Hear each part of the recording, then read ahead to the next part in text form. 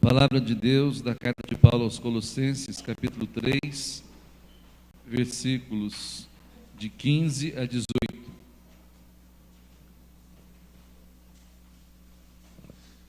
Epístola de Paulo aos Colossenses, capítulo 3, versículos de 15 a 18. Diz assim a palavra do Senhor: que a paz de Cristo seja o juiz em seu coração, visto que vocês foram chamados para viver em paz, como membros de um só corpo, e sejam agradecidos. Habite ricamente em vocês a palavra de Cristo. Ensinem e aconselhem-se uns aos outros com toda a sabedoria e cantem salmos, hinos e cânticos espirituais com gratidão a Deus em seu coração. Tudo o que fizerem, seja em palavra ou em ação, façam-no em nome do Senhor Jesus, dando por meio dele graças a Deus Pai. Até aqui.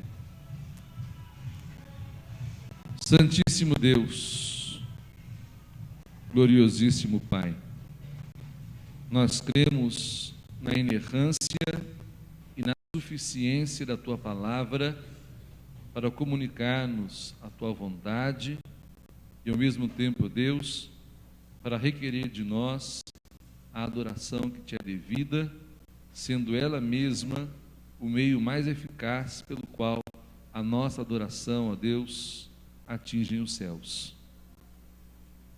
Mas cremos também, ó Deus, em nossa situação precária, em face. Reconhecemos, ó Deus, que, embora redimidos, resgatados no sangue do Cordeiro, ainda os resíduos da miséria persistem em nossos membros, em nosso coração e em nossa mente.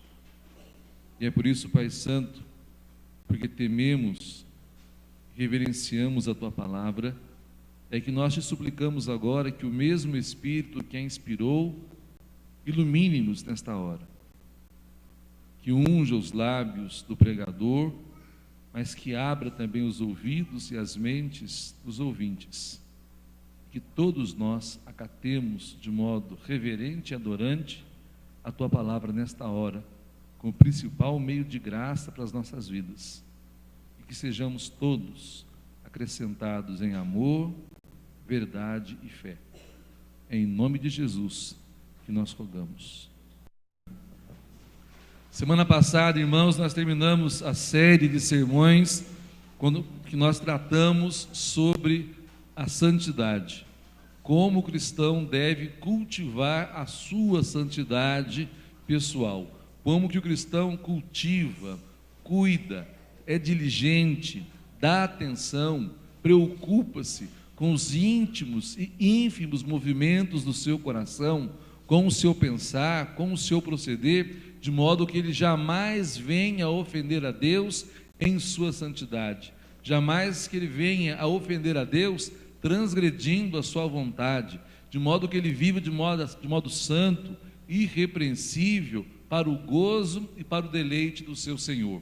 A partir deste domingo, nós entramos numa nova série de sermões. Agora nós falaremos sobre os perigos do mundanismo, os perigos daquela mentalidade e daquela filosofia que é própria do mundo, que facilmente entra em nossas igrejas através de costumes, liturgias, maneiras de pensar, esquemas mentais, o modo como julgamos as coisas, que no fundo transformam a igreja, corpo de Cristo, noivo do Senhor, antes de ser um lugar de comunhão dos santos, numa verdadeira sinagoga de Satanás. Faz com que a igreja, ao invés de refletir a glória e a santidade de Deus, como é a sua vocação, passa a ser simplesmente caixa de ressonância dos antivalores do reino e dos antivalores do mundo, que são hostis ao Evangelho, que calcam aos pés o sacrifício de Cristo e que tornam como que nulos ou inválidos, pelo menos do ponto de vista filosófico, tudo quanto o Senhor Jesus realizou em nosso favor e em nosso lugar, naquela cruz maldita, naquele Calvário, naquele 14 de Nisan, para que eu e você tivéssemos plena liberdade dos filhos de Deus e mais, fôssemos isentos da morte, livres do inferno e introduzidos na glória. O mundanismo é alguma coisa que nós não podemos brincar. O mundanismo não é, digamos assim, uma espécie de Disneylândia do homem carnal. A mentalidade no mundo é um ácido corrosivo, que aos poucos vai corroendo os fundamentos firmes e profundos da graça e do Evangelho, e ao invés de sermos transformados de vitória em vitória, à semelhança de Jesus, com o passar do tempo, nós nos parecemos cada vez mais com Adão depois da queda, fraco, ambicioso, invejoso, egoísta, gerou um filho homicida, que já em Gênesis 6 diz que de tal maneira era depravado e corrompido o coração do homem, que só o mal dali procedia, e que Deus iria separar o seu espírito de toda a carne, e ia lavar a humanidade no dilúvio, como numa antecipação daquilo que ia acontecer mais tarde em cada crente por ocasião do seu batismo, ou seja, a remoção dessa sujidade moral que nos separa de Deus por uma consciência profundamente comprometida e devastada pelos efeitos do pecado. Então, nesta noite, nós falaremos um pouco sobre o mundanismo à luz da palavra de Deus. Nós temos que entender também o contexto do que seja mundanismo para a igreja. E eu queria voltar a um texto que nós já lemos hoje pela manhã, quando nós tivemos o culto matinal, aquele culto que acontece antes da escola dominical. Gostaria que os irmãos abrissem as Bíblias lá no livro do profeta Ezequiel, no capítulo 14, que ele servirá também de condução para o culto. Ezequiel 14, de 1 a 6. Profeta Ezequiel 14, de 1 a 6, diz assim a palavra do Senhor: Algumas das autoridades de Israel vieram e se sentaram diante de mim. Então o Senhor me falou: Filho do homem, estes homens ergueram ídolos em seus corações e puseram tropeços ímpios diante de si. Devo deixar que me consultem? Ora, diga-lhes: assim diz o soberano Senhor: quando qualquer israelita erguer ídolos em seu coração e puser um tropeço ímpio diante do seu rosto, e depois for consultar um profeta, eu, o Senhor, eu mesmo, responderei a ele conforme a sua idolatria. Isto farei para reconquistar o coração da nação de Israel, que me abandonou em troca de seus ídolos. Por isso diga à nação de Israel: assim diz o soberano, o Senhor: arrependa-se, desvie-se dos seus ídolos e renuncie a todas as suas práticas detestáveis. O mundanismo é a ereção na mente e no coração de ídolos que se interpõem entre nós e a vontade de Deus. Eu não sei se vocês prestaram atenção na minha explicação de manhã.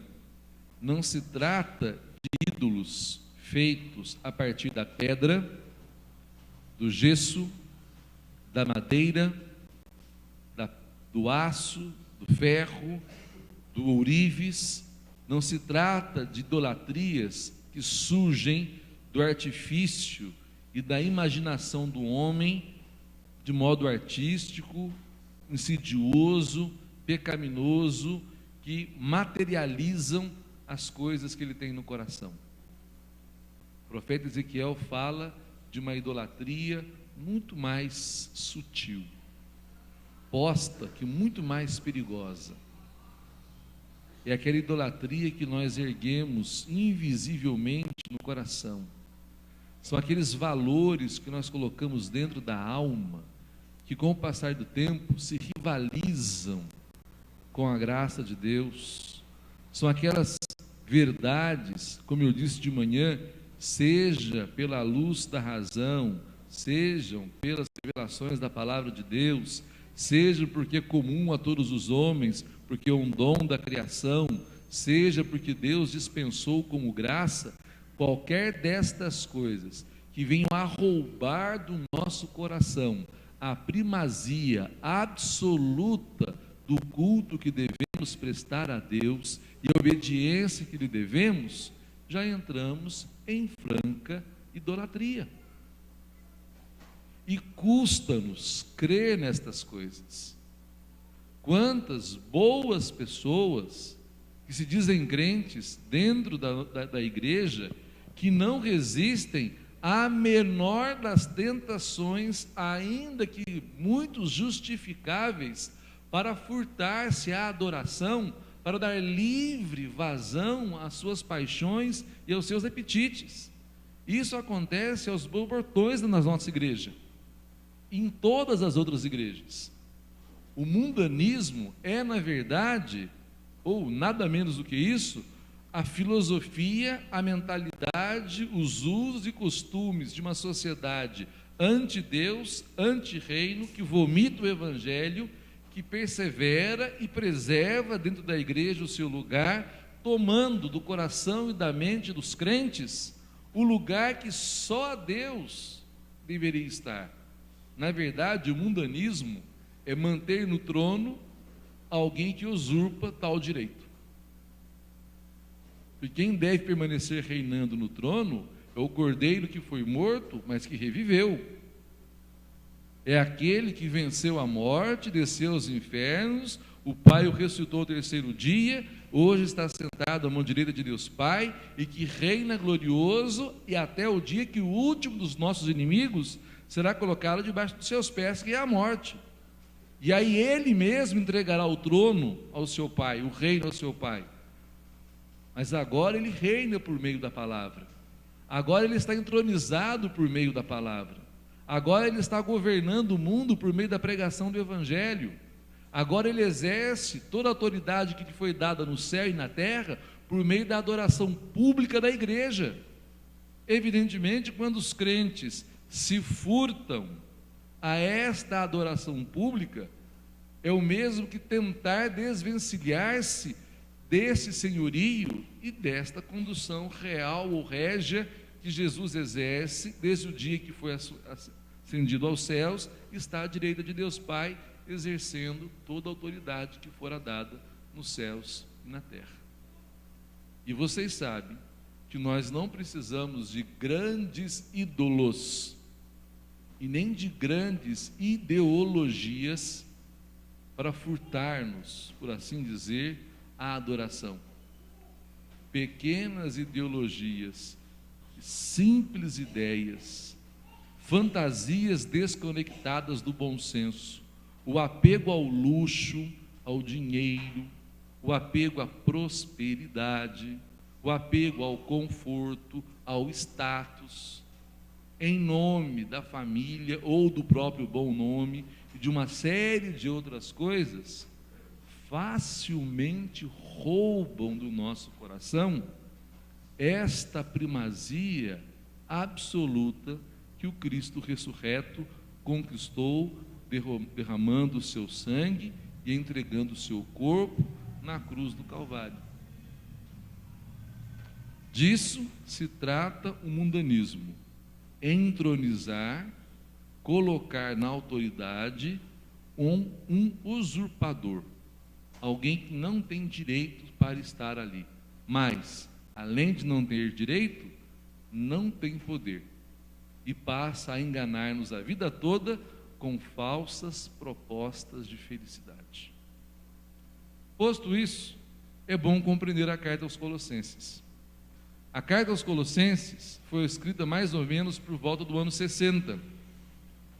Ela foi escrita na mesma época em que é a carta aos Efésios e a carta a Filemão. E ela foi escrita à solicitação de uma personagem bíblica que tem um nome estranho, que de vez em quando aparece no Novo Testamento, o Epáfras ou Epáfras. Esse sujeito, Epáfras ou Epáfras, ele é o pastor e o fundador da igreja de Colossos. Paulo não fundou a igreja dos Colossenses. Paulo tinha a paternidade apostólica, tinha a responsabilidade de garantir a ortodoxia e nutrir na fé aqueles irmãos.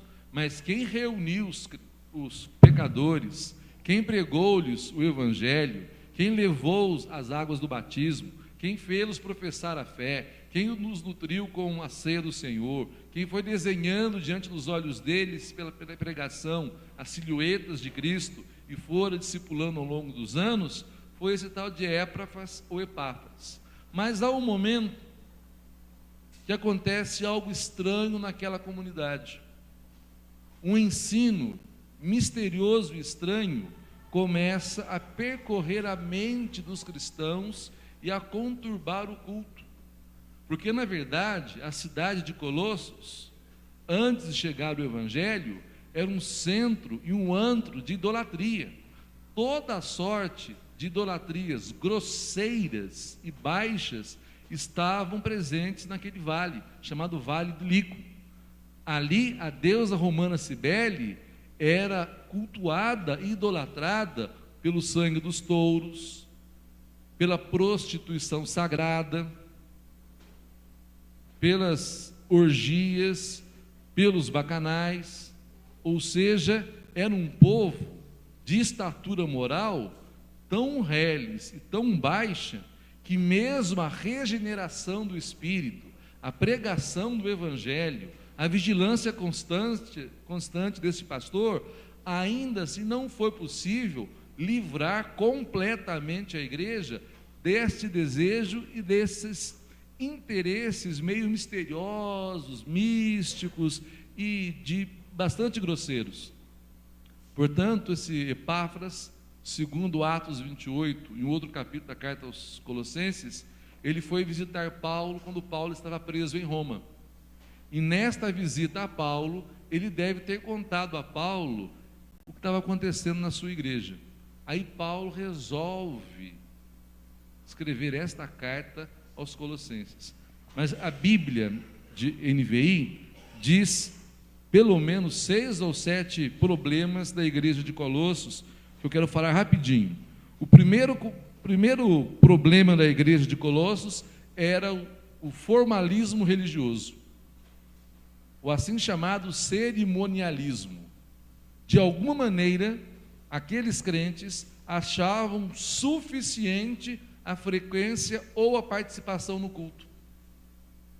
Davam-se por satisfeitos quando reduziam e esgotavam a vida cristã com a participação exterior na cerimônia religiosa.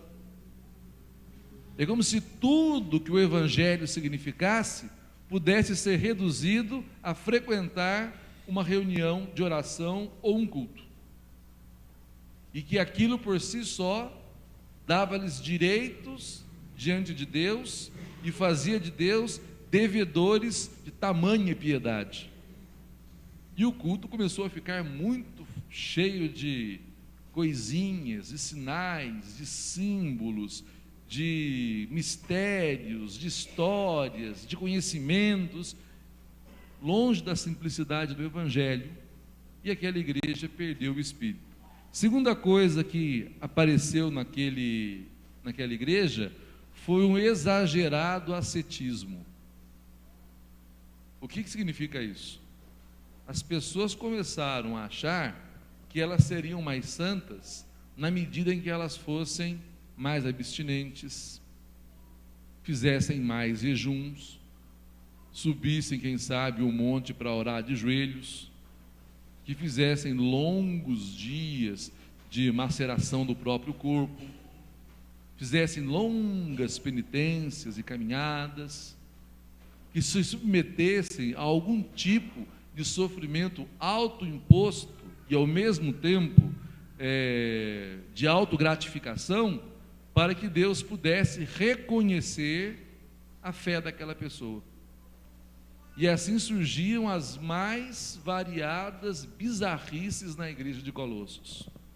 Havia um terceiro problema, era com a adoração. Vocês lembram qual foi a pergunta que eu deixei hoje no culto pela manhã? Qual o motivo que o traz à igreja? Essencialmente, o que o faz adorar? Nós vimos de manhã que não pode ser o tempo, que não pode ser o lugar, que não pode ser a tradição, que não pode ser o ensino, que não pode ser o pregador, que não pode ser a estrutura, que não pode ser nem as bênçãos alcançadas e nem as necessidades prementes, embora Deus leve muito em conta alguma destas coisas. Mas nós vimos que a essência da adoração de manhã é o coração todo entregue a Deus, consagrado exclusivamente a Deus, sem esperar coisa alguma em troca, porque nós o adoramos e o temos em autoestima, nós o apreciamos por aquilo que Ele é, pelas perfeições maravilhosas e santíssimas do seu caráter, onde não há brecha. Nós o adoramos por aquilo que Ele é em si mesmo. Que a única coisa que, de fato, dá substância para a nossa adoração é o fato que nós não temos nada melhor do que Deus no céu ou na terra. Que nós não encontramos nenhum tesouro, coisa alguma, que supere Deus, nem os filhos, nem o esposo ou a esposa, nem dinheiro, nem profissão ou status, nem qualquer outra coisa, nada que faça parte da criação, nem as melhores bênçãos de Deus em nossas vidas são capazes de levar-nos como motivo à adoração que Deus requer, porque Deus abençoou Abraão com Isaque, e Abraão deixou de adorar a Deus, e ficou tão cantado e perdido com Isaque, que Deus, ciumento da sua própria glória, uma vez que ele não divide a sua glória com ninguém, ele requereu de volta Isaque, para não perder a adoração exclusiva de Abraão. E assim nós vemos em toda a Escritura, que Deus quer ser adorado por um povo que o reconhece, que o aprecia, que tem deleite, satisfação. E a pergunta que eu deixei último no culto da manhã, vale para a introdução do meu sermão nesta noite. Você está satisfeito com Deus? Você está satisfeito com esse Deus que você adora? Porque se você não estiver satisfeito com Deus, você erigirá por força da natureza altares para outros ídolos no seu coração. Você se curvará diante da fama, diante do prestígio, diante do dinheiro, diante do aplauso das pessoas, diante do reconhecimento público, diante do sexo, diante da bebida, diante das drogas, e olha, o panteão é enorme. É enorme. Se você não estiver satisfeito com esse Deus, significa que você olha para a sua história e diria assim: eu, se fosse Deus, faria tudo diferente. O que é prova completa de sandice, achar-se mais sábio do que o autor da sabedoria. Um dos motivos que nos arrasta para a adoração é o fato de que no coração estamos satisfeitos com esse Deus, porque até aqui Ele mostrou ser sábio, leal, fiel, justo e santo em todas as suas obras. Davi, depois de ter pecado e colocar a boca no pó, lá no Salmo 51, ele vai dizer o seguinte: é certa e é veraz a tua condenação. teu veredito. Porque o Senhor é santo, e eu sou pecador desde o dia em que minha mãe me concebeu. O mundanismo, o cerimonialismo e todos esses ismos aí, no caso da adoração, significa que se nós não estamos satisfeitos com Deus, faremos como o pessoal de Colossas, passaremos a adorar os anjos e qualquer outra coisa mais. Há um quarto problema: a depreciação de Cristo. Você percebe que os crentes da carta aos Coríntios não tinham tanto apreço por Cristo assim. Consideravam-no como Senhor e Salvador, mas talvez não tão suficiente, não tão digno, não tão importante a ponto de repetir com Paulo: olha, viver com Cristo é uma coisa boa, mas morrer é lucro, porque é ir e estar com Ele. Vocês notaram que nós, como cristãos, temos muita dificuldade em anunciar a morte de um irmão na fé? Pastor vem com a voz lúgubre, ou então um presbítero de terno preto, fica na frente: eu tenho a infeliz missão de anunciar à igreja que, infelizmente, o nosso irmão Samuel partiu para a casa do Pai. E nem foi de Kombi. Fica feliz. Ao passo que, humanamente falando, nós deveríamos dizer assim: ainda que a nossa humanidade nos constranja, e ainda que não compreendamos todas as coisas, estamos felizes porque um dos nossos irmãos hoje encontrou-se com o amado da sua alma e viu satisfeitas todas as aspirações pelas quais ele viveu e frequentou esta casa nos últimos 20, 30, 40 anos. Partiu para estar para sempre com o seu Senhor. É assim que nós deveríamos anunciar um falecimento. Mas isso só acontece quando se aprecia Cristo. Colossos depreciava Cristo. Havia o problema dos conhecimentos secretos. A igreja de Colossos achava-se uma espécie de loja maçônica, que haviam graus de pessoas mais ou um pouco menos desbastadas e instruídas, com conhecimentos gnósticos que poderiam torná-las melhores no caráter, e absolutamente Paulo diz que todas estas coisas são fadadas ao fracasso, postas que são caducas, porque Cristo é a plenitude da verdade. Há o problema da dependência da tradição, e porque Epáfras não era apóstolo, e porque Epáfras não era da judeu, sei lá eu de que estirpe, essa comunidade não nasceu com pedigree. Ela precisava aprender tradição humana para tornar-se aquilo que devia ser. Isso também é bobagem, porque a nossa tradição está no Evangelho. É de lá que recebemos a nossa identidade, é de lá que recebemos o nosso DNA, é de lá que nós recebemos o nosso caráter. E por último, mundanismo. Era uma igreja que vivia como se ela estivesse presente no mundo, mas fosse do mundo e não fosse do reino de Deus. E agora eu quero partir para o meu sermão. Tem outros dois textos que vão nos ajudar a compreender o que é mundanismo. O primeiro é Colossenses 2:8. Colossenses 2:8. Num culto protestante presbiteriano, fechar a Bíblia é um pecado, vocês sabem, né? Então, todos têm que ter a Bíblia aberta.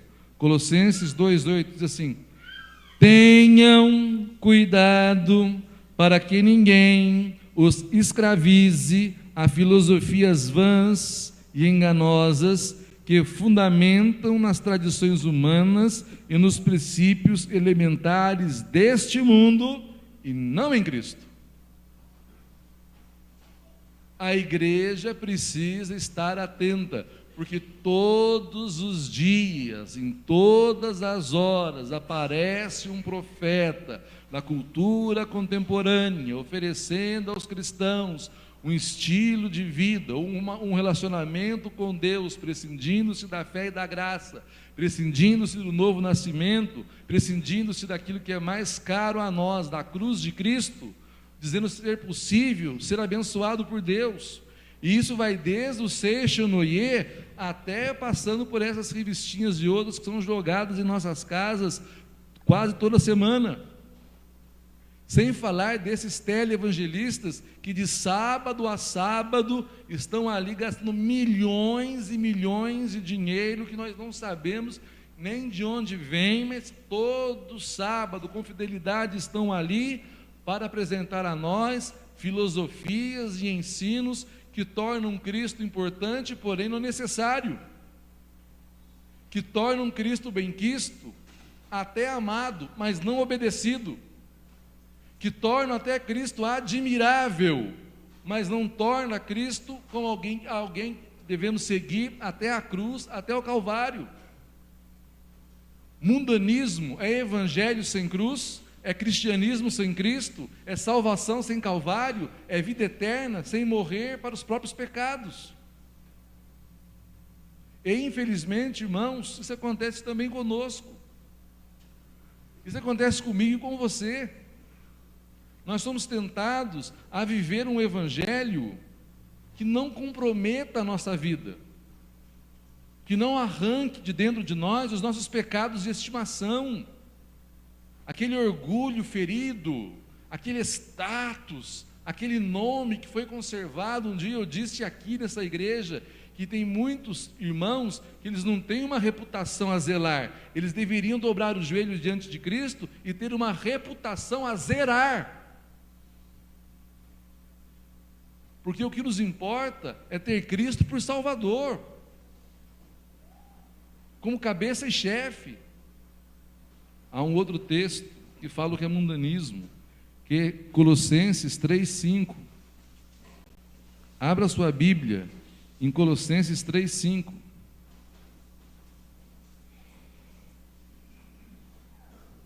Como eu gosto desse texto, e não sei porquê, nós o estudamos hoje na minha classe escola dominical. Eu não sei porquê não, foi eu que coloquei o texto, né? Coincidentemente, nós estudamos na escola dominical da minha classe. Assim, faça morrer tudo que pertence à natureza terrena de vocês: imoralidade sexual, impureza, paixão, desejos maus e a ganância, que é idolatria. Que é idolatria. Um pouquinho de pornografia não é um pouquinho de safadeza, é idolatria. Ontem quase que eu falei isso no sermão do jantar do Dia dos Namorados, uma vez que eu estava lendo o livro do Cântico dos Cânticos, mas na hora em que eu fui falar, o Espírito Santo disse: guarda para amanhã, senão você vai ficar sem munição, rapaz. Porque eu falava exatamente de que os casais cristãos podem e devem ter fantasias dentro dos limites expressos e estreitos da palavra de Deus. Porque o amor romântico é um dom de Deus para o homem e para a mulher. Deus não fez o casamento para o homem e a mulher como fez o acasalamento para os animais. O romantismo é uma graça dada por Deus. O jogo de sedução e uma série de outras coisas que nós encontramos lá no livro do Cântico dos Cânticos demonstram que Deus ama, inclusive, que os seus filhos e filhas vivam estas coisas dentro da instituição do casamento.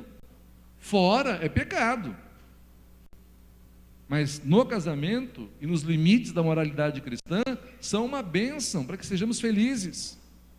Mas a Bíblia também diz que um pouquinho de pornografia já é idolatria, um pouquinho de imoralidade sexual já é idolatria. Idolatria é colocar alguma coisa para ser cultuado no lugar de Deus. Mas olha o que mais é idolatria: impureza. Que tipo de impureza nós estamos falando? Evidentemente, não é da impureza da higiene, nem da impureza legal do Antigo Testamento, do livro do Levítico, mas são todos os pensamentos impróprios aos cristãos. São todas as vontades e desejos impróprios aos cristãos, impróprios aos santos. Eu fui, pela graça de Deus, repreendido pelo André Avancini, porque domingo eu fiz uma imitaçãozinha boba de uma pessoa que na verdade era escrava do pecado. Foi ou não foi, André? O André me repreendeu ali, ó, e eu fui embora para casa agradecendo a Deus que eu tenho uma ovelha madura o suficiente para chegar no seu pastor, que é bravo como um leão, mas ele, humilde como uma ovelha, disse: pastor, não faça isso, não é bom, porque isto é impureza, e não, essas coisas não cabem nos nossos corações. A palavra de Deus diz que nem chocarrice, nem piadas indecentes, palavra torpe alguma pode sair dos nossos lábios, coisa alguma que faz com que nós coloquemos qualquer coisa que manche aos olhos dos outros a santidade de Cristo, porque ele orou em João 17: Pai Santo, por eles eu me santifico. Queridos, impureza é ter pensamentos, desejos, como eu disse, cogitações, reações, palavras, e você vai me dizer: ô pastor, mas assim é difícil entrar no reino de Deus. De fato, para o homem é impossível entrar no reino de Deus, mas para Deus tudo é possível.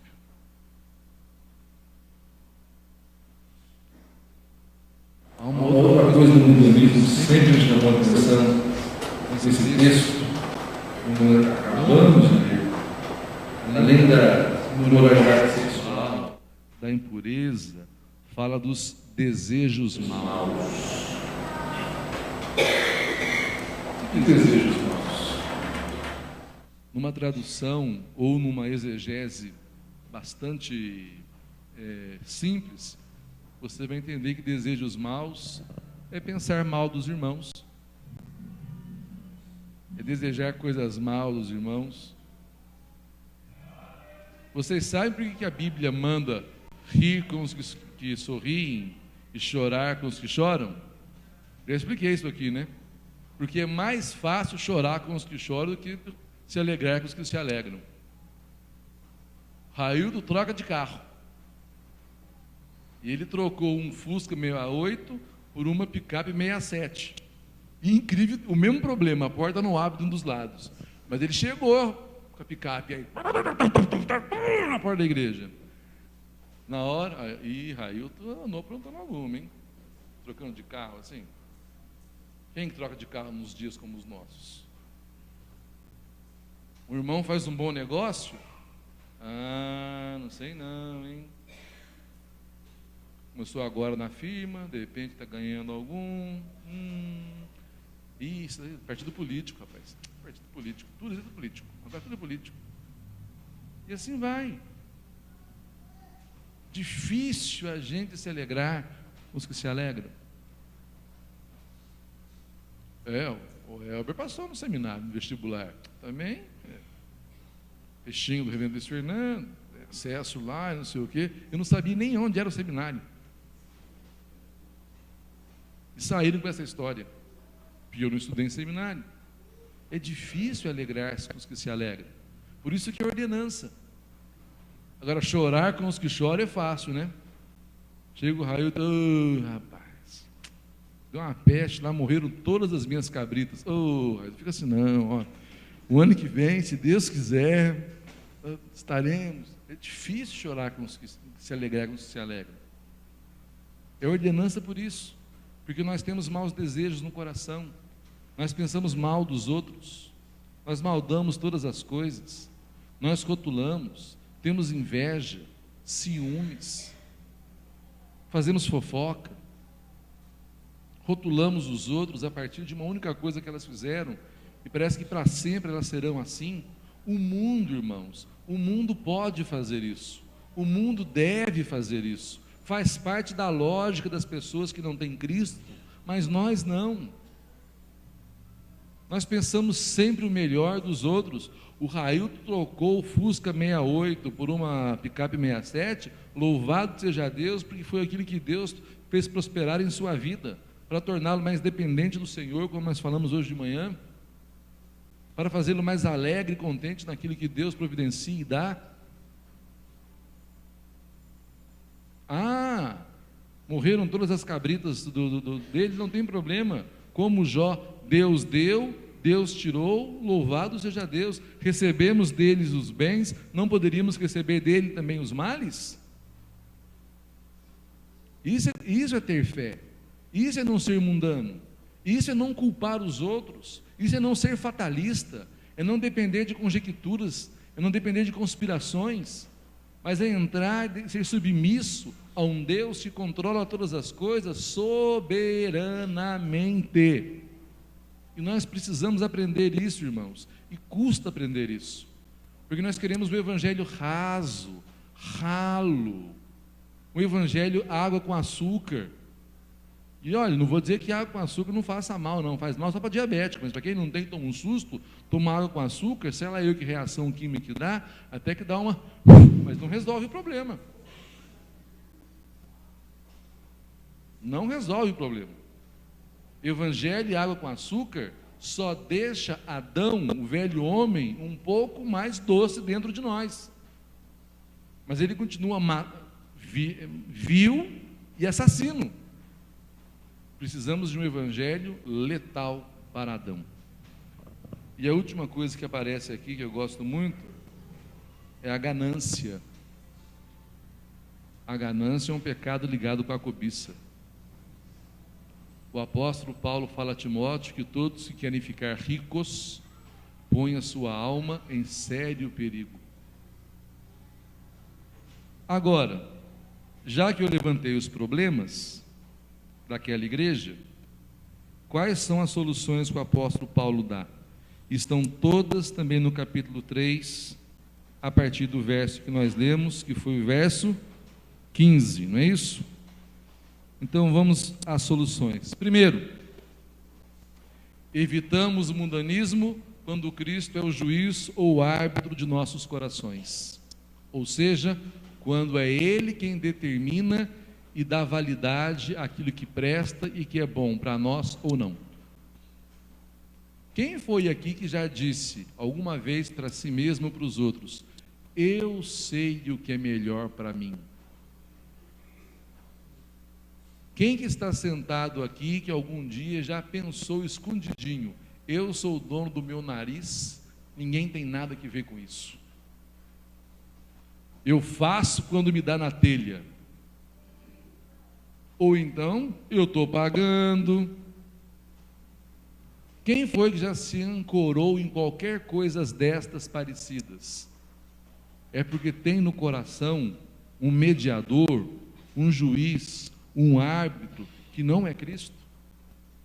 Porque os cristãos não se dão o direito sequer de sentir coisas que Cristo não sentiria, de pensar coisas que ele não pensaria, quanto mais de emitir juízos sobre as coisas das quais ele mesmo se calaria. Para que o mundanismo não impere na nossa vida e no nosso coração, Cristo deve permanecer assentado no trono como supremo juiz de todas as coisas. A autoridade dos pais está submissa ao juízo de Cristo. A autoridade do conselho da igreja está subordinada à autoridade de Cristo. A docência do pastor, ela só é crível e válida para a igreja se aprovada pelo supremo juiz e pastor da igreja, que é o Senhor Jesus, que está entronizado no meu coração, mas deve estar no seu também. Segunda proposta de Paulo: que a palavra de Deus habite ricamente em vós. Isso chama-se inabitação do Logos, como diriam os pais da igreja. Ter a palavra de Deus dentro de nós, viva dentro de nós. São Gregório Magno diz assim: divina eloqua crescut legent. A palavra de Deus cresce naquele que a lê. Quanto mais você lê as Escrituras, mais ela cresce dentro de você.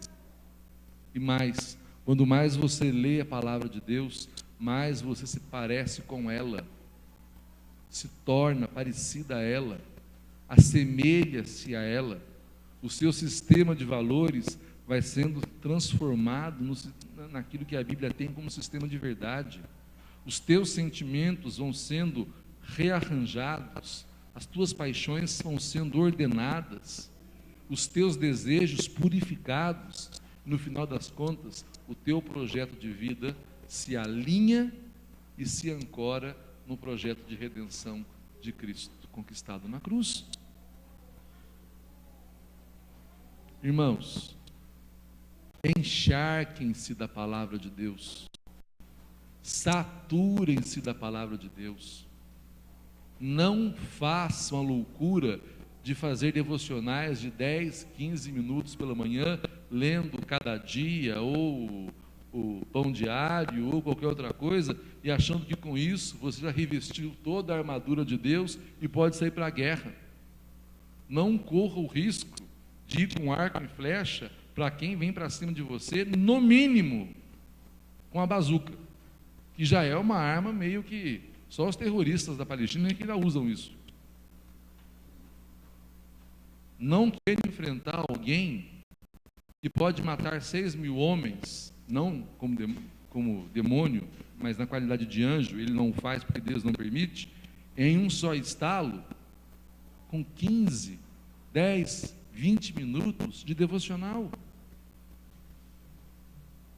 O diabo é mais poderoso que você, o diabo é mais inteligente que você, o diabo é mais astuto do que você, e vai por mim, ele sabe interpretar e fazer-se passar por coisas melhores do que aquelas que você realmente precisa, porque a Bíblia diz que ele se transfigura até num anjo de luz para enganar os santos.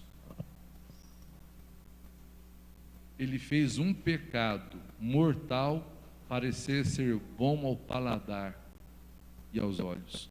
Vocês não prestaram atenção nisso? Assim foi a tentação de Eva e Adão. Fez um pecado destrutivo, letal, mortal, parecer apetitoso. Irmãos, encharquem-se da palavra, saturem-se da palavra, leiam as Escrituras, cantem as Escrituras, decorem a Bíblia, usem-na contra vocês mesmos como remédio amargo e duro muitas vezes, mas usem também como pão que desce dos céus, que alimenta e satisfaz a alma. Mas usem as Escrituras. Instruam-se mutuamente. Se você ama o seu irmão, você há de instruí-lo. E por último, tudo o que venham a fazer, façam para a glória de Deus. Tudo para a glória de Deus. Até o nosso deleite é para a glória de Deus. A nossa satisfação e o nosso descanso para a glória de Deus. O nosso gozo e a nossa felicidade para a glória de Deus. Tudo é para Deus. Nós nem nos pertencemos. Nós pertencemos ao Senhor e dele somos. Por isso, o que é o mundanismo, para terminar o sermão? Mundanismo é tudo aquilo que tenta empalidecer, esconder, diminuir o brilho, fazer com que Deus não esteja em pleníssima evidência em nossas vidas. Isso é o mundanismo. É contra isso que nós lutamos. O homem natural, o homem que não tem fé, o homem que não nasceu de novo, não suporta essas coisas que eu estou falando, viu? Como não existe meio nascido, nascido mais ou menos, meio convertido, quase crente, essas coisas não existem, o homem não nascido de novo não suporta essas coisas. Mas se eu disser para você que o homem nascido de novo também se sente ofendido por isso, porque Adão passa muito mal, está nas últimas, mas está vivo, está esperneando e luta para tomar de novo as rédeas do controle. Quero convidar toda a igreja nesta hora, nesta noite venturosa, nesse dia, a prestar muita atenção no seu coração. O mundanismo não está daquelas escadas para fora. O mundanismo está aqui, ó. O que está lá fora oferece perigo, um certo perigo, em certo grau de perigo. Mas o perigo mais perigoso, por assim dizer, está aqui, quando nós temos no coração altares para deuses que não são. Deus abençoe a sua santa palavra. Deus abençoe este culto e que Ele nos faça encontrar gozo, graça e alegria na sua vontade.